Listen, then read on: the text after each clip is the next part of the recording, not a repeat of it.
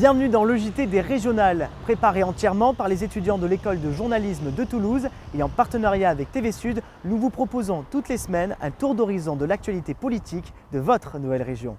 Et pour cette première émission, l'hôtel de région nous a ouvert ses portes. C'est ici que nous avons rencontré Martin Malvy, entretien exclusif à retrouver en fin d'émission. Mais tout de suite, en campagne, l'actualité politique de ces régionales, elle est signée Margot Panaille, Antoine Miaille et Olivier Levrault. Et on commence avec les Républicains, dont la campagne en Haute-Garonne a démarré lundi. Le maire de Balma, Vincent Terreil-Noves, conduira la liste de Dominique Régnier sur le département. Une liste qui, d'après son responsable, inclut toutes les sensibilités, de la droite et du centre. Longtemps hésitant sur une alliance avec Dominique Régnier, le MoDem, par son représentant Jean-Luc Laglaise, a fini par rejoindre une liste composée de 38 membres. Bien que critiqué sur sa position d'inéligibilité, Dominique Régnier est crédité de 25% des intentions de vote, tout juste derrière Louis Alliot du Front National. Et Louis Alliot, justement, était en déplacement à Saint-Gaudens pour son premier meeting en Haute-Garonne. Le député européen du Front National, placé en tête au premier tour par les instituts de sondage, a été rejoint récemment par Maïté Carsalade, sa tête de liste en Haute-Garonne. Elle était élue à la mairie de Toulouse sous Dominique Baudis, Philippe Douste-Blazy ou bien encore Jean-Luc Moudenc.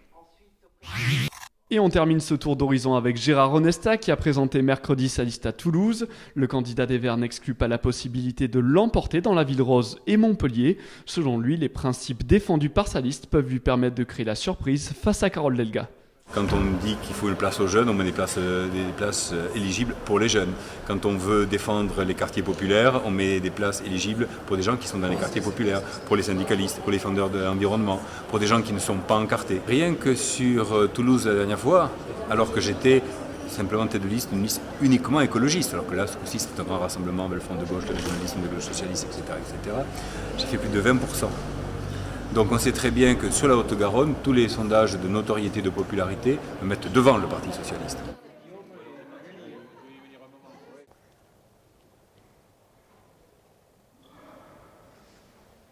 Chaque semaine, l'une des compétences de la région est passée à la loupe et on commence avec le transport ferroviaire. Comment les deux régions vont-elles harmoniser leur politique de transport? C'est ce qu'ont voulu savoir Sébastien Lurquin, Léa Stassinet et Agathe Landais. 1 euro, c'est le prix d'un ticket de TER entre Nîmes et Perpignan. Depuis le 1er janvier dernier, la région Languedoc-Roussillon a étendu ce dispositif à tout son territoire. Résultat, le nombre de passagers des trains régionaux a considérablement augmenté. Par exemple, la liaison entre Nîmes et le Grau-du-Roi a vu sa fréquentation bondir de 170%. Jean-Claude Guessot est à l'origine de cette initiative. 500 000 personnes qui ont pris un train, 500 000 voyageurs qui ont pris un billet à 1 euro au lieu de 5, 6 ou 7 euros. Cette idée, eh bien, certaines listes électorales, parce qu'on est en campagne électorale, je ne vous fais pas un dessin, eh bien, disent qu'elles vont la reprendre pour la généraliser. Et il faudrait d'ores et déjà travailler à un schéma régional des transports qui intégrerait cette nouvelle situation. Nous sommes la région la plus attractive. Demain, nous serons encore la région la plus attractive. Pour l'heure, la région Midi-Pyrénées a préféré le Ticket Move, une autre forme de tarif réduit. Un bon début, mais pas suffisant pour les usagers du TER. Ticket Move, ça dépend vraiment des trajets, mais généralement, vu que je reviens en fin de journée et que je pars le matin, il y a beaucoup de monde, donc il n'y a pas de Ticket Move et du coup, en plein pot, quoi. 10 euros par jour, ça fait quand même plutôt cher. Même les abonnements, ils sont quand même très très chers ici. Il me semble que ce serait une idée intéressante que de généraliser sur Midi-Pyrénées, parce que forcément des trains à 1 euro serait plus intéressant que les 4,40 € que je viens de payer à l'instant. La nouvelle grande région est-elle prête à étendre le TER à 1 euro sur l'ensemble de son territoire? Le projet semble envisageable. Il y a tellement de politiques régionales existantes des deux côtés qu'il y aura bien évidemment un inventaire à faire, qui est déjà en cours. Et il y aura derrière des arbitrages qui seront produits par la nouvelle équipe en place à partir de 2016. Si c'était possible en Languedoc, techniquement, on saurait aussi le mettre en place à l'échelle de la grande région, donc en incluant Midi-Pyrénées. Techniquement, c'est faisable. Après, derrière, il y a forcément des conséquences financières. Et derrière, ça suppose un arbitrage politique sur la décision ou non de faire cette harmonisation sur le modèle de ce qui a été fait en Languedoc-Roussillon. Le TER à 1 euro, un dispositif loin de faire l'unanimité pour l'instant parmi les candidats aux élections régionales. Seule la nouvelle assemblée élue pourra décider de sa mise en place afin d'harmoniser le réseau ferroviaire de la future grande région. Mardi, Martin Malvy a prononcé son dernier discours en tant que président de région, un moment historique puisqu'il s'agissait de la dernière assemblée plénière pour la région Midi-Pyrénées. Olympe Paco et Lucie Landré y ont assisté pour nous. Dernière sonnerie pour Martin Malvy. À 79 ans, l'ancien ministre socialiste a tenu sa toute dernière assemblée régionale. Il rendra sa casquette de président de région le 4 janvier prochain. C'est la dernière fois que nous nous retrouvons tous ensemble. Et dans 58 jours, nous ne formerons plus qu'une seule région avec Languedoc-Roussillon. Un dernier discours pour un dernier hommage, c'est une assemblée historique qui signe la fin de 17 ans de présidence à la tête de Midi-Pyrénées. Le bilan, ça dépend à quel niveau on le situe, mais si on le situe au niveau des résultats économiques, je pense qu'il n'est pas bon. Il n'est pas bon parce qu'on est une région qui a un taux de chômage très élevé, supérieur à la moyenne nationale, alors que nous avons une industrie florissante qui est l'industrie de l'aéronautique. Moi, j'en retirerai une chose énorme, c'est que ça ne s'est pas cantonné à Toulouse. Transport, agriculture, recherche, innovation, c'est tous ces mots-là sur lesquels il a agi et qu'il a développé. Une nouvelle assemblée et un nouveau président représenteront la nouvelle grande région à l'issue des élections régionales du 6 et 13 décembre prochain. Quel bilan pour Martin Malvy? Les Toulousains donnent leur avis au micro de Margot Panaille et d'Olivier Levrault. Globalement, son bilan, je ne saurais le dire, mais en ce qui concerne les étudiants, je pense qu'il a fait un bon boulot. Martin Malvy, ça fait longtemps qu'il est là. Il pratique une politique qui n'a pas l'air désagréable vis-à-vis d'un petit peu tout le monde et pas trop sectaire, il me semble. C'est un homme public qui est très connu, je pense, et je pense qu'il est aussi apprécié par ses actions.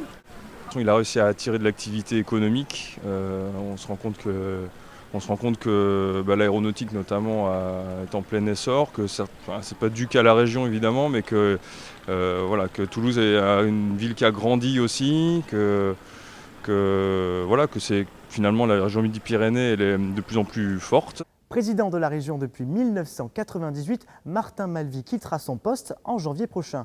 Il nous a accordé une interview exclusive, c'est tout de suite dans le JT des régionales. Alors nous recevons Martin Malvy, président de la région Midi-Pyrénées. Merci beaucoup d'avoir répondu à notre appel pour cette interview.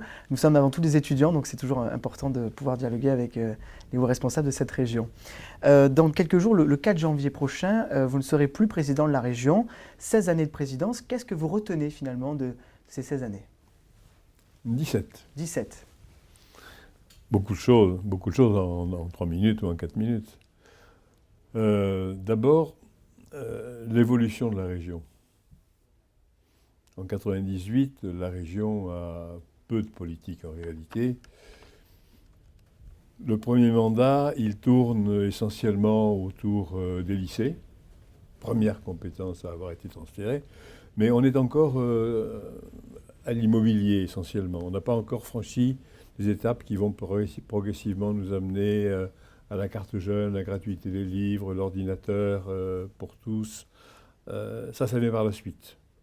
Et puis au fur et à mesure, les années avançant, des compétences nouvelles qui sont apparues et que la région a exercées et qui a vraiment assis la région. Puis arrive le train, les terres, puis arrive la dimension économique, puis arrivent les évolutions de la société que la région suit. Je pense au numérique, je pense à la transition énergétique. En 2001, je pense environnement. Et nous sommes la première région française auquel le ministère attribue le label sur l'agenda 21 régional, en 2001. Donc une région qui a de plus en plus de compétences finalement, mais à côté de ça, les dotations de l'État baissent puisque les départements, les mairies et les régions, on l'a vu, 38 milliards d'euros en moins entre 2014 et 2017. Oui, donc, mais faire mieux avec moins. Permettez-moi de vous dire que c'est secondaire. Bien sûr, c'est important. Pourtant, les moyens sont... Oui, c'est important. Mais c'est important, ça compte. Ça crée des difficultés, mais sur un budget de 2,4 milliards d'euros, Bon, ça fera 60 millions d'euros en moins en 2017. En réalité, non, puisque la région aurait disparu. Mais ça aurait fait 60 millions d'euros en moins sur 2,4 milliards. Et c'est de la démagogie aujourd'hui que de dire non, les régions, les départements, les communes n'ont pas à participer à l'effort national pour redresser les finances publiques. On est dans une situation terrible de finances publiques. On a connu 2007, le quinquennat Sarkozy, François Fillon disant « je suis à la tête d'un pays en faillite », ce qu'il a dit. Bon, ça n'a pas été réparé jusqu'en 2012, il faut réparer maintenant. Et moi, je pense que c'est une urgence, nous devons tous le faire. Je pense que la fusion des régions va contribuer, peut-être pas la première année, mais au fil des ans, à réaliser des économies. Justement, en parlant de la fusion entre la région Midi-Pyrénées et Languedoc-Roussillon, est-ce que c'est une bonne chose pour votre région que vous avez gérée pendant 17 ans? Est-ce que vous, par exemple, vous auriez aimé être président de cette nouvelle région? Oui, incontestablement, oui. Parce que ça va être une très belle région. D'ailleurs, quand je vais à l'extérieur de Midi-Pyrénées et Languedoc-Roussillon, la réaction c'est « quelle chance vous avez d'avoir cette grande région ». Elle est fabuleuse, cette région. Ce sera la première région après l'Île-de-France. Elle va avoir 40 000 chercheurs. Cette nouvelle région, c'est le premier vignoble AOC au monde. Donc je pourrais continuer les exemples longtemps, mais oui, c'est une belle région et j'aurais apprécié de pouvoir la présider. On sent beaucoup de fierté quand vous en parlez. Est-ce que vous, personnellement, à titre personnel, est-ce que vous avez un nom, une préférence pour un nom pour cette nouvelle région? Non, puis je ne me mêlerai pas du débat pour l'instant. Oui. Ou plutôt, si, un nom court. Oui. À tout prix, éviter le sigle. Style PACA. J'aime bien les habitants de PACA, mais PACA, c'est pas beau quand même. Un nom qui rappelle d'une manière ou d'une autre l'histoire. On peut deviner à travers ce que je vous dis ce que je peux envisager. Mais je n'irai pas jusque-là, puisque c'est la nouvelle région qui, dans les 6 mois, aura à décider. Et je n'en serai pas. Je le regrette, mais je n'en serai pas. J'ai tenu compte de mon âge. Un dernier mot concernant la campagne justement des régionales. Est-ce que vous avez peur que cette région, finalement, historiquement à gauche, bascule à droite? Votre avis en tant que président? Non, elle ne basculera pas à droite. Je prends le pari, elle ne basculera pas à droite, elle restera à gauche. Je crois que Carole Delga, pour ne pas la citer, que Carole Delga a toutes les chances de remporter cette élection. En plus de ça, elle connaît bien cette histoire, puisqu'elle y a participé. Elle a participé à sa construction. Martin Malvy, merci beaucoup d'avoir répondu à nos questions. On vous souhaite une bonne fin de présidence à la région Pyrénées. Juste après la politique, qu'est-ce qui va se passer pour vous? J'allais dire l'aventure. Non, pas l'aventure. Mais une présidence de région, c'est une action permanente. Et ça occupe bien sa femme ou son homme. C'est la raison pour laquelle je vais d'abord reprendre quelques libertés. Le JT des régionales, c'est fini. On attend vos réactions sur les réseaux sociaux et on se dit à la semaine prochaine pour un nouveau numéro.